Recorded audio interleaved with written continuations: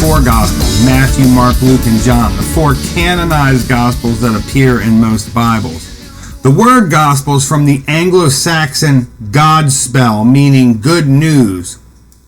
Ultimately, the word comes from the Greek Evangelion, also meaning good news. Gospel can mean the good news preached by Jesus or the good news preached about Jesus. These two meanings are the ones found in the Bible. Gospel can also mean the books that contain the memories of Jesus, the Gospels we find in our New Testaments. Gospels aren't biographies, they're accounts of the life and teaching of Jesus, but they're also reflections of who Jesus is and what he means for the world. Each of the gospel writers wanted to say something specific about the meaning of Jesus, and each carefully selected materials and arranged them to carry his own particular emphasis.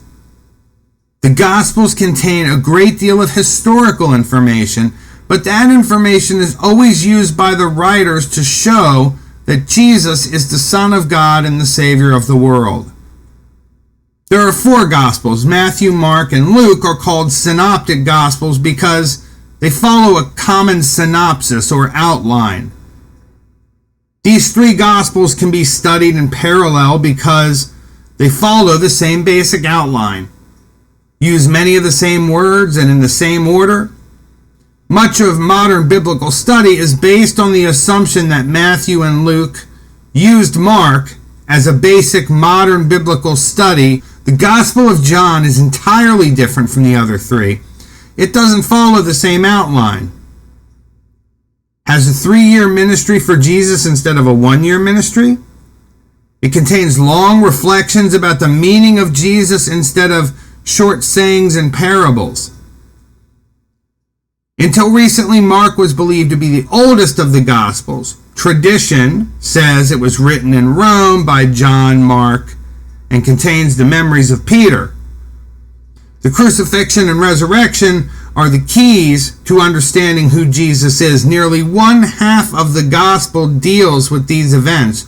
Mark does not have any birth narratives, but begins with the preaching of John the Baptist. Matthew begins by placing Jesus within the whole story of salvation. Jesus as the son of Abraham, the son of David, the fulfillment of all the promises of God's people. The teaching material in Matthew is organized into 5 sections, the best known of which is the sermon material in Matthew, the best known of which is the Sermon on the Mount. Many have said Matthew saw Jesus as the second Moses, giving a new Torah to God's people.